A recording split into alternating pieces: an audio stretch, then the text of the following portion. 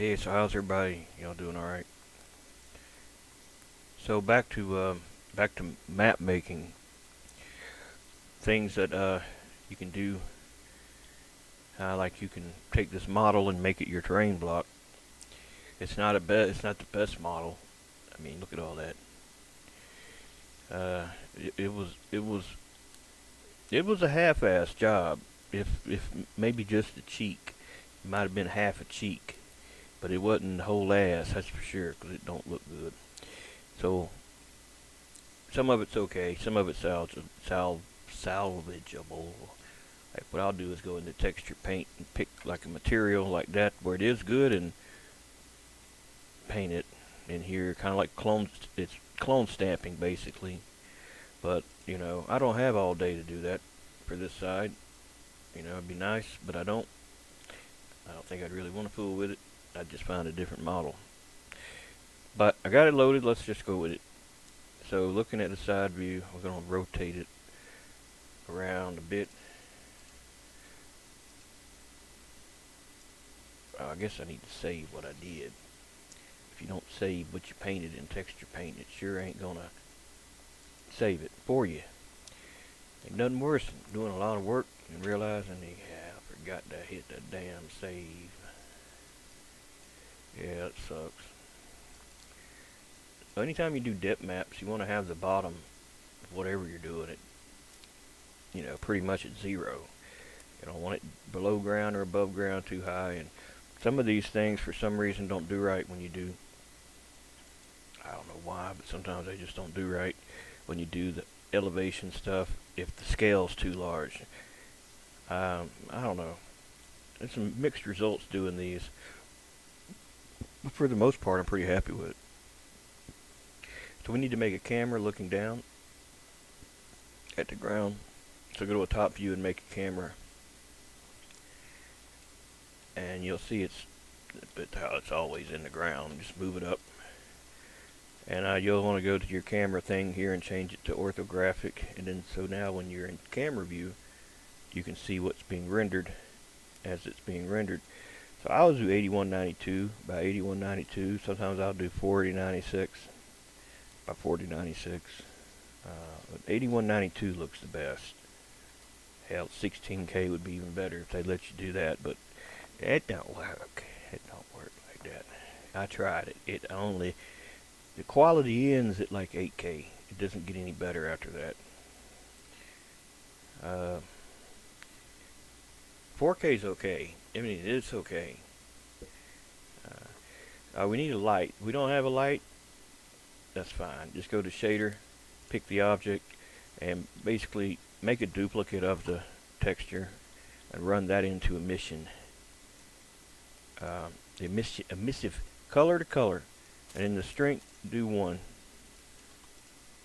Now when you go back to your camera view, it's self-lit. That might be too much though. So you can mess with these and get the right balance that you want. And then when you got it where you want it, just render. And this is going to be your base texture map for your terrain paint. You know how you look at the base paint on some of them levels and it looks like just the top view of the map? Well, that's what it is basically. Well, this is your top view of this map. So we save it as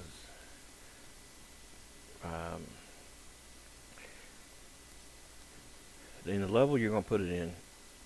I got one here that I'm always putting new stuff in.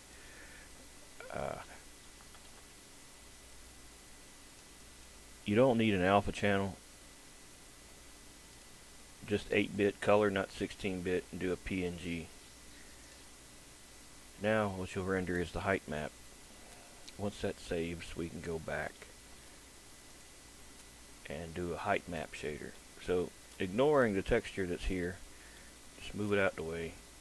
Add an input, a geometry,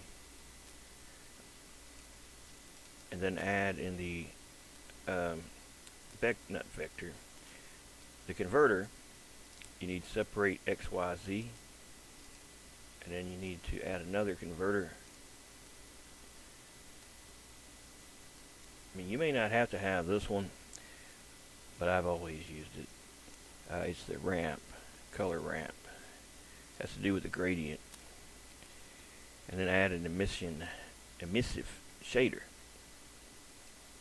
And so it'll go position to vector, Z to FAC, color to color.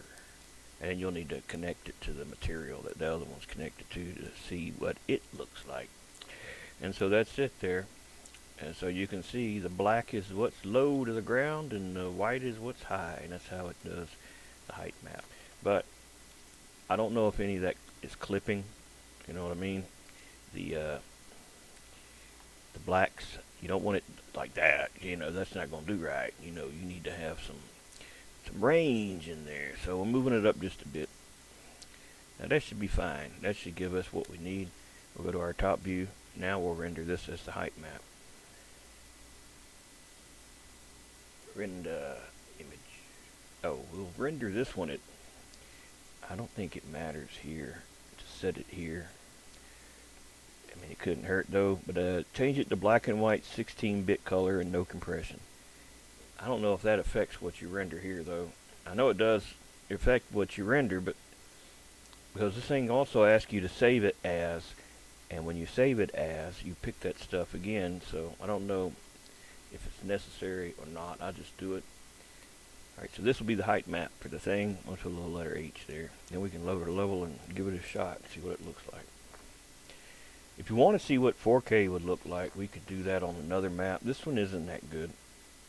It's not that good of a map. What did I just save that as? Oh, I didn't even look.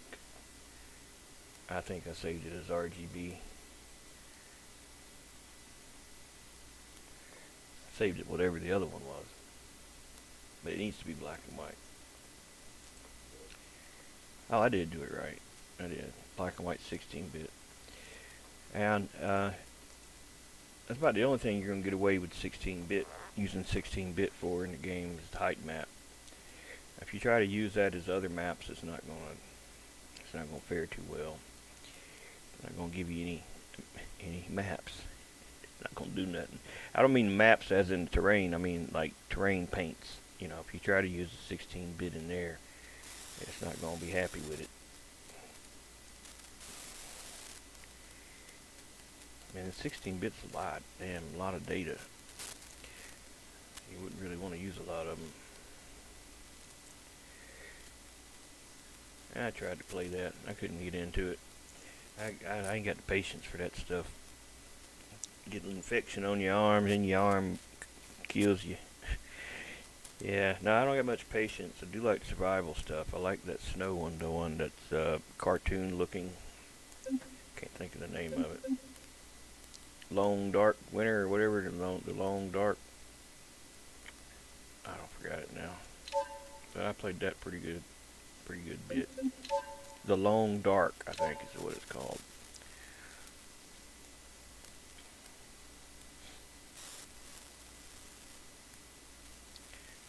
So when you get into here, you'll want to delete your terrain block that's in here if you have one already in here, because you're not going to be using it.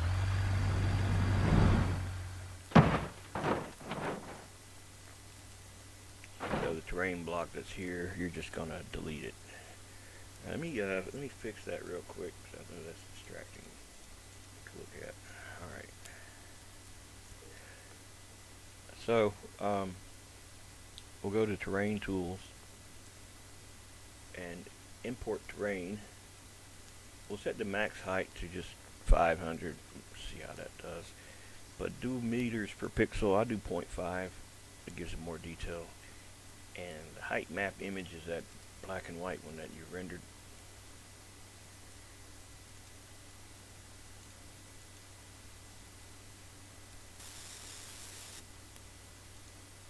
Wait a minute. Damn it.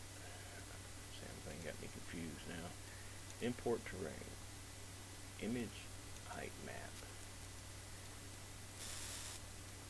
I called it path, I thought. Yeah, there it is. Path. And they will be red if you export it grayscale. That's just how they look in here.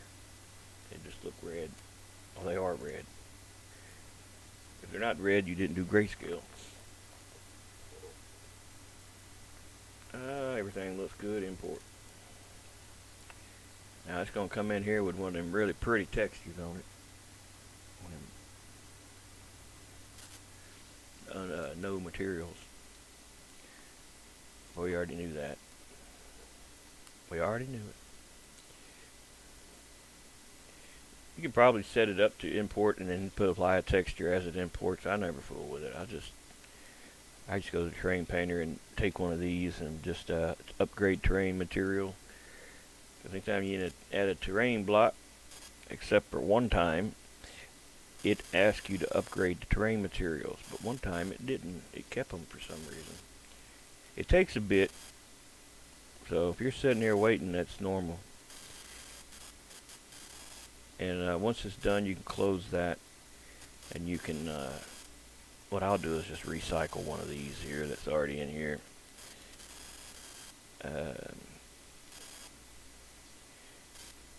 Because all you need is one material. Just one texture really is all you really need. So if we go to here, you'll see that I got the base texture set to 8192. Macro and details at 1024 and 4096 for macro, 1024 for detail.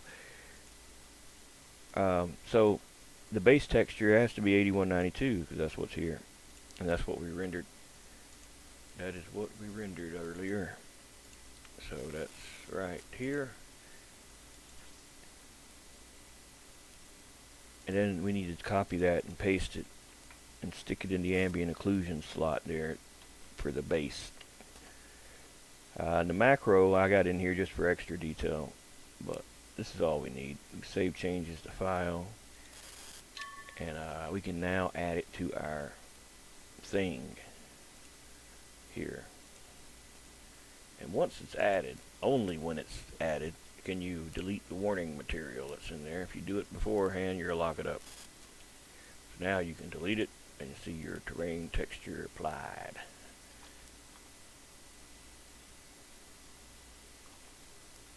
Camera, come on now.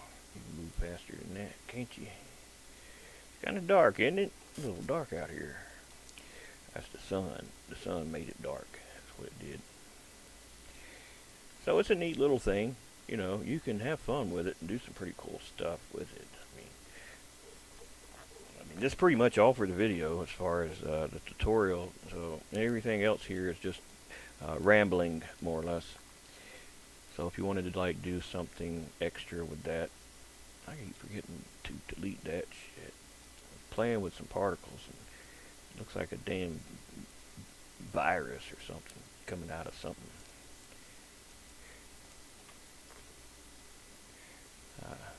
Now the only thing is, you know, height maps are not good for doing up and down. They used to have side projection in the old non-PBR, which could put a texture sideways perfectly, but it never blended well with the other texture. So you could have a perfect side texture or a perfect top-bottom texture, but not both. It still needed to be a transition between the two, and I probably just figured it. Hell, nobody wanted to fool with it. I don't know. But this stuff here, you know, that's just going to happen. It's probably why it's not a good idea. Well, hell, it is why it's not a good idea to try to use one of these kinds of things like that's got buildings and houses and all that, because the sides of it, the sides are not going to look good because it doesn't do 90 degrees. Probably about 75 degrees is probably the cutoff. Anything beyond that, it's not going to look good.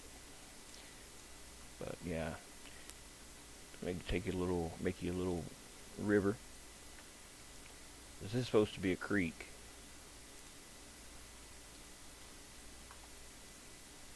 I mean, it kind of looks like one, except for the reflection that's in there. Damn, that's a little ass river, isn't it? Oh man, this damn thing's huge.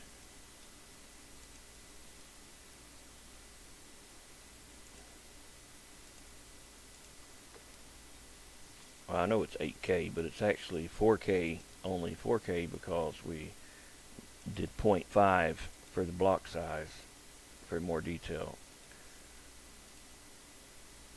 Alright, let's see how wide we can make that. About 300. I'm thinking 300 would be a good number. Oh, maybe more than that. Maybe 500. God damn, we don't need it. You know what? When you need a lot of water, just put 1,000 meters. And that'll be enough. That'll get you what you need. And it just barely is enough. Hell, it ain't even actually enough. I ain't worrying about all that. I'll be here forever trying to get that perfect. You have to move all these, and yeah, I don't feel like doing all that.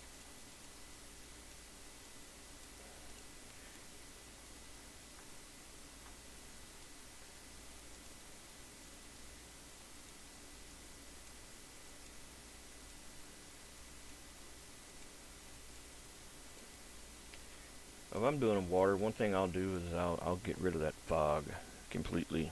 I don't use it much. If I ever use it, it's very seldom. I just don't like it. Not the foam, the fog. The fog, the fog. And then I'll do the ripples. But you're only going to see stuff if the ripples are there. You're not going to see it.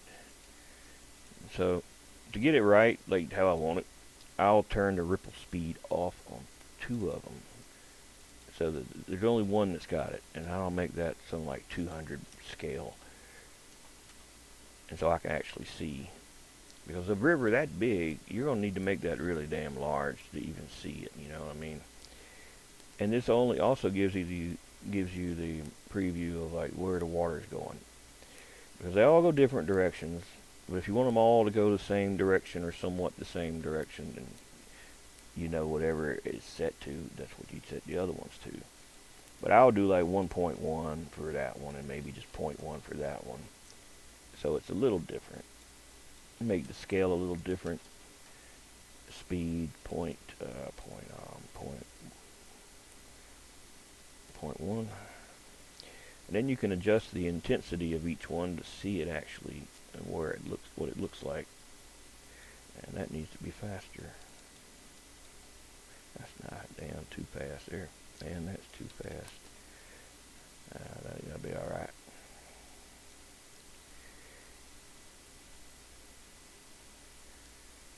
Yeah, that's kind of like what I'll do. And if you want it to take the car with it, you need to increase the flow magnitude physics. That's going to carry the car along with it down the river. Right here, flow magnitude physics. And yeah, you can try to cross that. You probably don't get across it though, but you can try it.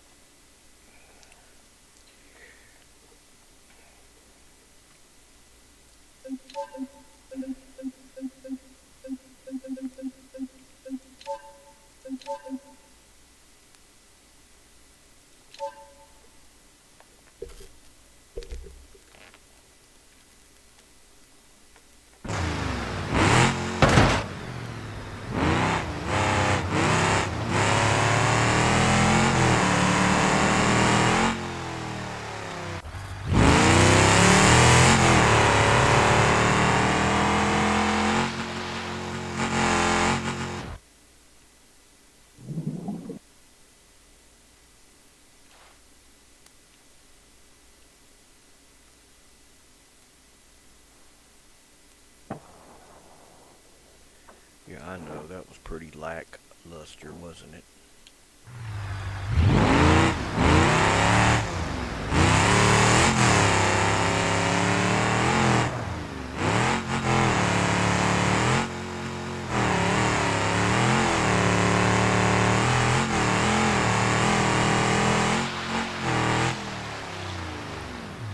Yeah, I'm not sitting here all day. I'm just playing with it and never get done. Get anything else done. So yeah, that's that. Um, you can make the whole thing um, you know, a big river. If you want to take the time. Thing about doing these kind of things is with the way it's shaped and stuff, you'd have to do a bunch of little rivers so that each one can turn and bend in different places so that it looks better. When I did the Niagara Falls demo thing, I had about 25 little rivers. I had to have all of them because the way that the path led, you know, except for where the falls are, uh, you had to wiggle around things. And you couldn't wiggle around it if it was too big, so you had to have a bunch of little ones so you could make all those little turns and stuff. But anyway, I think that's it for this. I think this is good enough. And of course, it's a terrain block, so all your ground covers and stuff will work on it, and the forest items will work on it. If you're painting stuff from the forest, that'll work also. But anyway, that's it for this one.